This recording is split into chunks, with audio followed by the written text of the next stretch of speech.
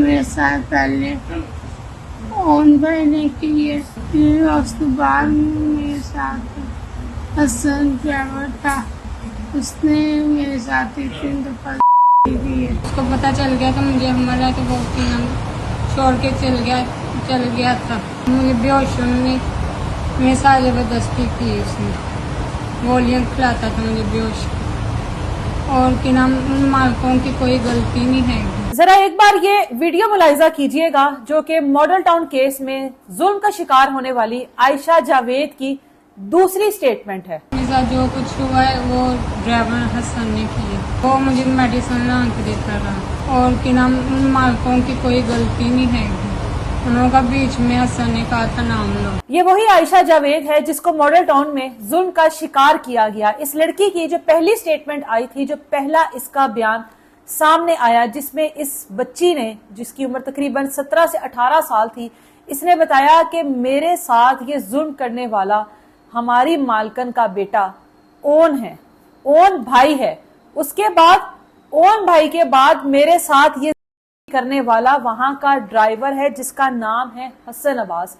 इस लड़की ने इन दोनों पर इल्जाम लगाया, दोनों के बारे में कहा कि इन्होंने अरसे दराज तक मेरे साथ ये जुल्म किया। लड़की की तबीयत खराब हुई, लड़की के बारे में बहुत सारी चीजें सामने आई। इस बच्ची की जो कि एक घरेलू मुलाजमा थी, और जिस तरह से इसको हमल हुआ और उसके बाद उस हमल को जाया करवाने की कोशिश की गई। अब इस लड़की की एक दूसरी स्टेटमेंट सामने आई। ये बच्ची इस दुनिया में नहीं रही, लेकिन इसकी एक के बाद दूसरी स्टेटमेंट जो कि मजिस्ट्रेट के सामने इस बच्ची ने बयान दिया था, वो बयान बिल्कुल मुख्तलिफ। उस बयान में जो कि आपने देखा, इस बच्ची ने कहा कि मेरे साथ जो कुछ किया वो इस ड्राइवर ने किया, जो कि उस कोठी का, उस घर का ड्राइवर था। वो सब कुछ मेरे साथ इसने किया, और उसने मुझे फोर्स किया कि मैं मालिकान पर इल्जाम लगाऊं। आप लोग यहां से अंदाजा लगा लें, ये बच्ची जब अजियत में थी, जब उस मुश्किल वक्त से ये गुजर रही थी अपनी जिंदगी और मौत के, तब इसने उस दर्द में जो स्टेटमेंट दी वो बिल्कुल दुरुस्त स्टेटमेंट थी, वो बिल्कुल सच्ची स्टेटमेंट थी।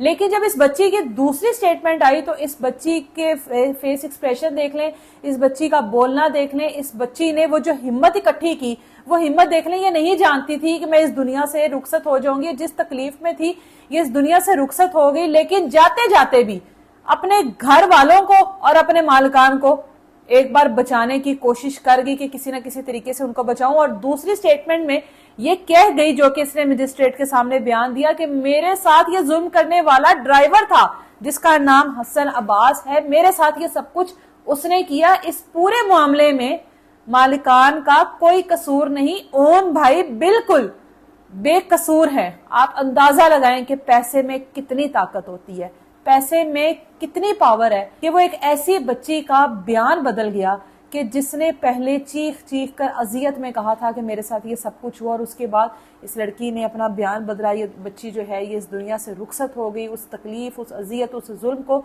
अपने साथ ही ले गई।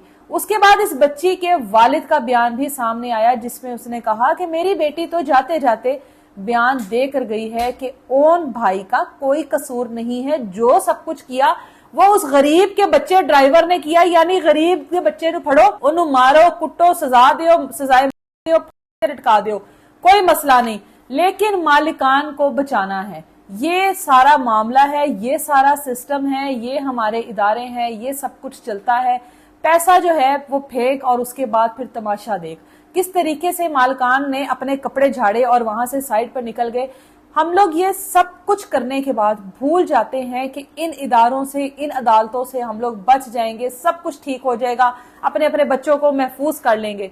लेकिन जो ऊपर एक अदालत लगनी है, जिस अदालत में आयशा जावेद पेश होगी और बताएगी कि मेरे साथ क्या क्या जुल्म और बर्बरियत हुई, उस अदालत में कौन सा पैसा चलाएंगे, उस अदालत में कौन से बयान तब्दील करवाएंगे, उस अदालत में अपनी कौन सी ताकत का इस्तेमाल करेंगे, यहाँ पर वो सब कुछ करने से पहले एक बार उस अदालत का सोच लिया करें। अब आयशा जावेद का जो मुकदमा है वो ऊपर की अदालत में चला गया है, और बेशक वो जात बेहतर इंसाफ करने वाली है।